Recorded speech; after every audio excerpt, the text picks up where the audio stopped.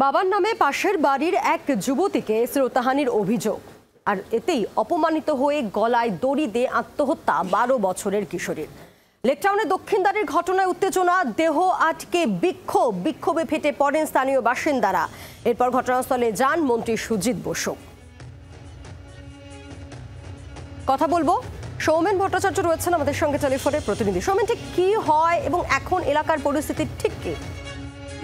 দেখো, ঘটনার সূত্রপাত কালী পুজোর দিন বাজি ফাটাকে কেন্দ্র করে প্রতিবেশীর সাথে বচসা এবং পরবর্তী সময় প্রতিবেশী থানায় লিখিত অভিযোগ জানায় যে শ্লীলতাহানির, এবং এই ঘটনার পর লেকটাউন থানার পুলিশ কিন্তু তদন্তে নেমে সেই প্রতিবেশীকে অ্যারেস্ট করে এবং এই মুহূর্তে তিনি কিন্তু দমদম সেন্ট্রাল জেলে কিন্তু বন্দী রয়েছেন। এবং যেমন আজকে সকালবেলা প্রতিবেশী জানায় যে 12 বছরের কিশোরী সেই ব্যক্তির মেয়ে, সে কিন্তু ঘরে দরজা বন্ধ করে আত্মহত্যা করে। এবং এই ঘটনার খবর পেয়েই কিন্তু দক্ষিণদ্বারের বাসিন্দারা তারা কিন্তু ক্ষিপ্ত হয়ে ওঠেন এবং ঘটনাস্থলে লেকটাউন থানার পুলিশ এলে লেকটাউন থানার পুলিশকে ঘিরে বিক্ষোভ দেখাতে থাকে এবং দেহ কিন্তু কোনোভাবেই তারা কিন্তু নিয়ে যেতে দেয়নি। এবং পরবর্তী সময় আমরা যেমনটা দেখি যে বিধাননগর পুলিশ কমিশনারেটের উচ্চপদস্থ আধিকারিকরা এবং ঘটনাস্থলে মন্ত্রী সুজিত বসু তারা এসে আশ্বস্ত করেন এবং পরিবারের লোকের সাথে কথা বলেন যে সঠিক বিচার হবে। এই তারপরে কিন্তু সন্ধ্যে 6:30 নাগাদ দেহ উদ্ধার করে ময়না তদন্তের জন্য নিয়ে যাওয়া হয়েছে।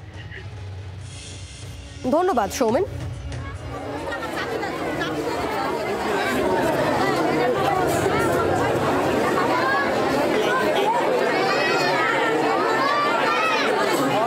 স্থানীয় বাসিন্দাদের অভিযোগ ঠিক কি শুনবো।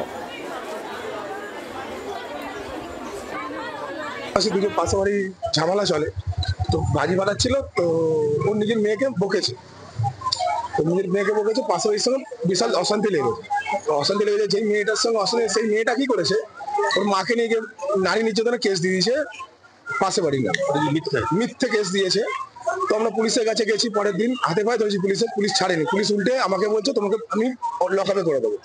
আজকে পুলিশের জন্য আজকে আমাদের এই দিনটা দেখতে হচ্ছে। অপমানের জন্য আজকে মেয়েটা 1.5 মাস হয়ে গেছে, এর কোনো সলিউশন আসেনি বলে আজকে মেয়েটা আত্মহত্যা করেছে। স্কুল থেকে পরীক্ষা দিয়েছে, লাস্ট পরীক্ষা ছিল, পরীক্ষা দিয়েছে, আজকে এই আত্মহত্যা করেছে। এখন যতক্ষণ না পুলিশ এই সলিউশন নিয়ে আসবে, ওর বাবাকে ছাড়বে, ওই যাদের জন্য এই কেস ঘটেছে ততক্ষণ না ছাড়বে, ততক্ষণ আমরা বডি নিয়ে যেতে দেবো না।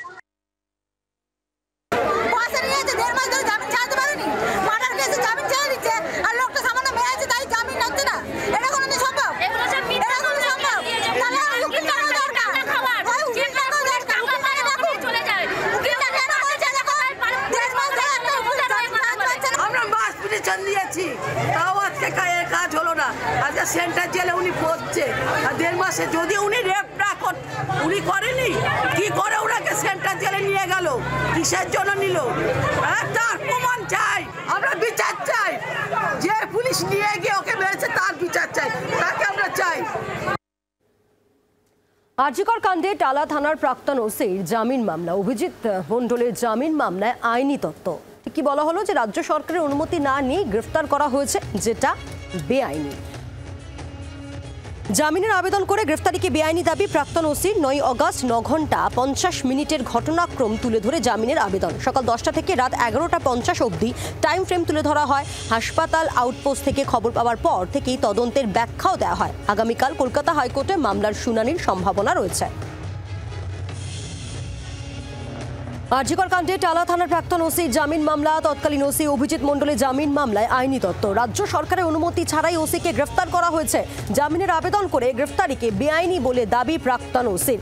9 অগস্ট 9 ঘন্টা 50 মিনিটের ঘটনাক্রম তুলে ধরে জামিনের আবেদন করা হয়। সকাল 10টা থেকে রাত 11:50 অবধি টাইম ফ্রেম তুলে ধরা হয়েছে। হাসপাতাল আউটপোস্ট থেকে খবর পাওয়ার পর থেকেই তদন্তের ব্যাখ্যাও দেওয়া হয়। আগামীকাল কলকাতা হাইকোর্টে মামলার শুনানির সম্ভাবনা।